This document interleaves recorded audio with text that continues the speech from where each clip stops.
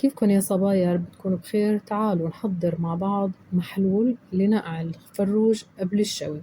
عندي لتر من المي، معلقة مليانة من الملح، وربع كاسة تقريبا من الخل الأبيض، معلقة مليانة من الثوم. والثوم مجمد عندي أنا مطالعته من الفريزة. هلأ رح حركهم مع بعضهم لحتى يذوب الملح، وبدي نزل بقلبه الفروج. الفروج اللي عندي اليوم أنا وزنه كيلو 500 جرام. لما بدنا نشوي فروج سواء بالشواية أو على الفحم لازم وزنه يكون بين الكيلو 200 جرام لكيلو 500 جرام، ما يزيد عن هيك مشان يستوي معنا. بعد ما غسلت الفروج بالمي والملح والليمون، حضرت له هذا المحلول اللي شايفينه قدامكم نقعت بقلب الفروج. أول شي حطيته على الصدر مثل ما شفتوا تقريبا ساعتين، وبعدين قلبته على الظهر ساعتين تانيات، يعني قعد بقلب هذا المحلول 4 ساعات. هلأ بدي أحضر محلول تاني مشان حط الفروج بقلبه ويبات ليلة كاملة. بإبريق الخلاط عندي نص كاسة من الخل الأبيض، نص كاسة من الزيت النباتي، وعندي نص كاسة من اللبن أو الزبادي أو الياغورت مثل ما بتقولوله. عندي معلقة من الملح، والملح حسب الرغبة.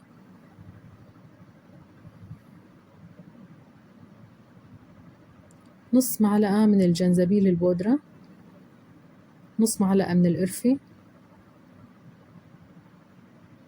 نص معلقة من الهال المطحون أو الحبهان، نص معلقة من الفلفل الأسود، نص معلقة من الكزبرة الناشفة، معلقة مليانة من الثوم، ونص معلقة من الكاري. عندي تقريبا لتر للتر ونص من المي، بدي اضيفهم فوق هاي المكونات واضربهم على الخلاط مشان يصير المحلول معانا جاهز.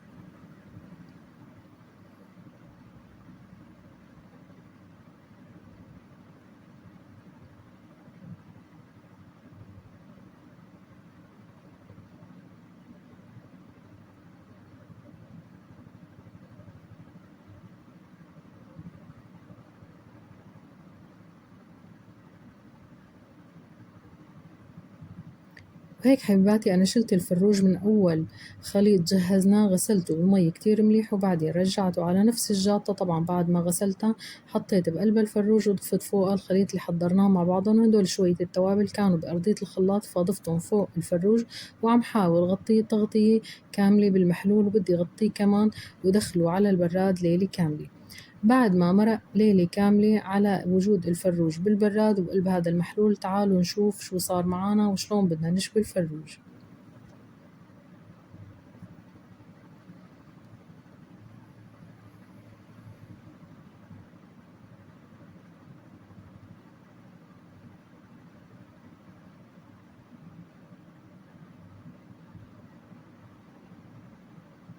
هلا حبيباتي أنا رفعت الفروج من هذا الخليط اللي كنت محضرته فيه، وبدي أجيب الشواية تبع الفرن منشان نجهز الفروج وندخله. وبدي لكم إنه هذا الخليط ما تكبوه فورا لأنه لسه بدنا نستخدمه للفروج بقلب الفرن. هلأ جبنا الشواية تبع الفرن مثل ما شايفين في إلها شوكتين، بدي افتحها وشيل أول وحدة. بدي عادين شك الفروج مثل ما شايفين هيك بهي الطريقة. أكيد كلنا بنعرف وكل وحدة حسب الفرن اللي عندها بتتفاهم هي وياه. بدي شك الفروج هيك من بدخله من جهة الرقبة، دخل الصيخ من الفتحة اللي عند الرقبة وطالعة بالاتجاه التاني اللي بأسفل البطن. وبعدين بدي كتف الإجرين هيك بقلب الفروج مشان وقت الشوي يكون كله متكتف مع بعضه وينشوى كله، ما يكونوا يعني الإجرين لو تركناهم هيك نازلين لتحت ما رح ياخدوا احمرار نفس درجة الفروج. فعم بقولكن إنه بدي دخل الإجرتين هون بقلب بطنه للفروج، وبعدين حط الشوك التاني واضغطهم كتير مليح. وبإمكانك تستعيني بجوزك بهي الأثناء مشان يضغط الفروج كتير مليح بحيث إنه الفروج ما يفك معانا أثناء الشوي. شايفين كيف عم كتف الإجرين بقلبه مشان يطلع معانا أبدا أبدا نفس الفروج اللي بنجيبه جاهز من المطاعم.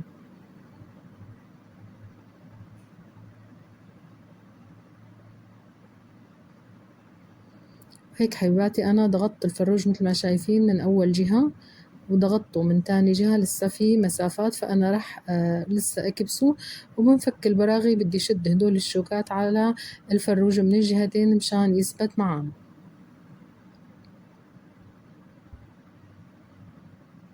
شايفين كيف ثبت الفروج معانا؟ هلا حبيباتي أنا بدي فرجيكم كيف ثبت الفروج. دخلت الصيخ، أول شي كان في له إيد بلاستيك شلتها وحطيتها هون مثل ما شايفين، وثبت هذا المربع بالجهة الثانية بصدر الفرن، وحطيت الصينية تحته مثل ما شايفين هيك. بس نشغل اللمبة ببلش يفتل الفروج لوحده، وشغلت المروحة مشان تتوزع الحرارة. طبعا الشواي من فوق فقط، ما بنشغل من تحت، بس من فوق بدنا نشوي الفروج. سكرنا عليه الفرن وبدنا نتركه بقلب الفرن لحتى يحمر ويستوي ويتنهنه معنا. طبعا بياخد من ساعتين لساعتين ونص حسب درجة حرارة الفرن اللي عندك. هلأ بدي أحضر البطاطا مشان نقليها جنب الفروج. أول شيء بدي أقشر البطاطا، الكمية بتتراوح حسب عدد أفراد العيلة اللي عندك. وبعدين بدي بلش أقطع البطاطا.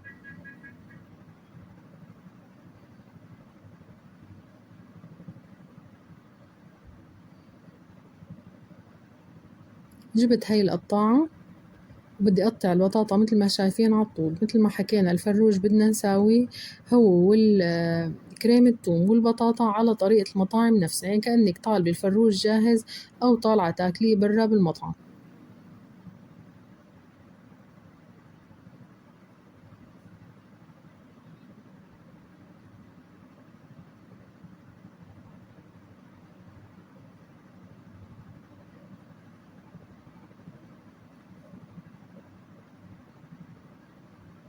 هيك يا حلوين بهاي السماكة شايفين قطعت البطاطا.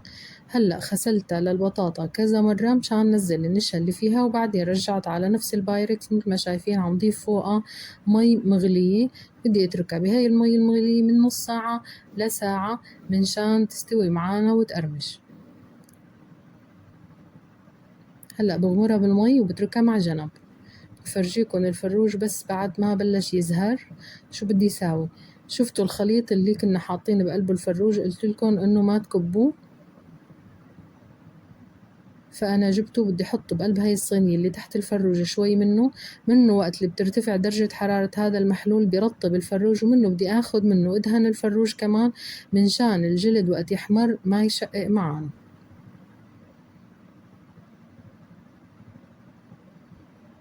هيك بالفرشاية باخد من هذا المحلول أو هذا الخليط وبدهن الفروج على جميع الجهات.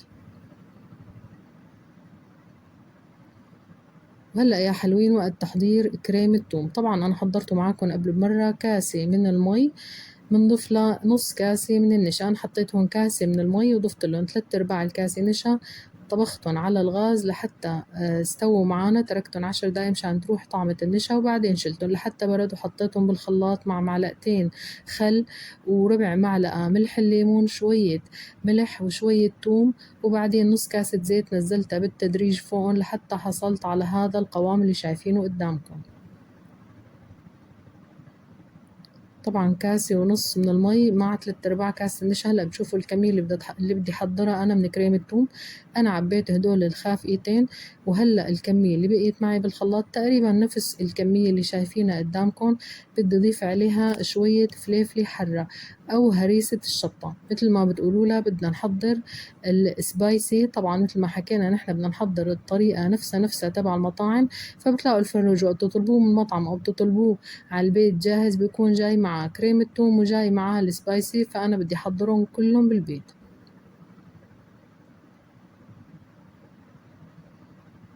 وهاي معلقة هريسة الشطة اللي قلتلكن عنها أو الفليفل الحدي بدي أضيفها فوقهم وارجع أضربهم على الخلاط نفسهم ونسكبهم بالخوافق.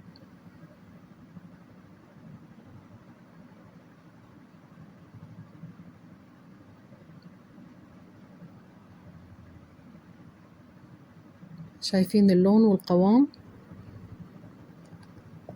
نفس الجاهز تماما.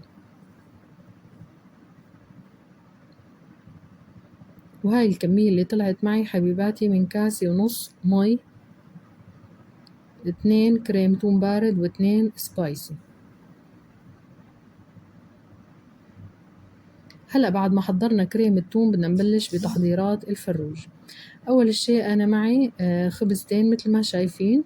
بدي أجيب دبس فليفلي ادهن عليهم.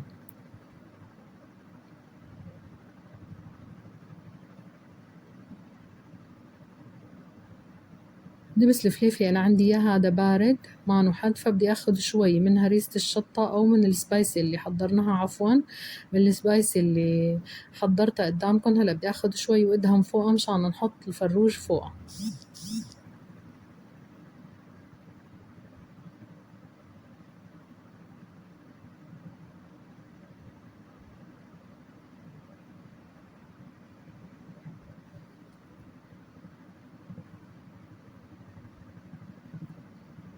شايفين الألوان ما شاء الله بتشهي.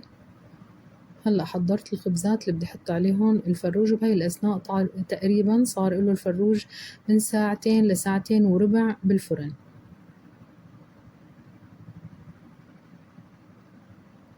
وهلا طالعنا الفروج مثل ما شايفين حبايبي، لونه بشهي ما شاء الله. بدنا نحاول نفك هدول الشوكات اللي دخلناهم بقلب الفروج.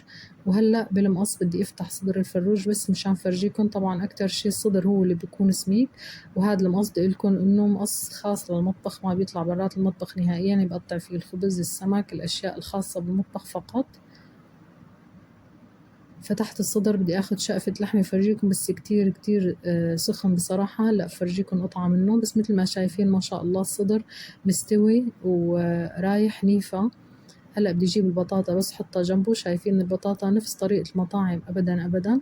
وبهيك حضرنا الفروج والكريم التوم. عم فرجيكم الصدر، شايفين اللحم مستوي. وبدي لكم انه اخذ من نكهة التوابل القرفي والجنزبيل والهال، يعني لجوا للصدر بتحسوا النكهة متغلغلة والريحة طالعة بتشهي وبتجنن. اخذنا شوي من البطاطا مشان ندوقها مع كريم الثوم.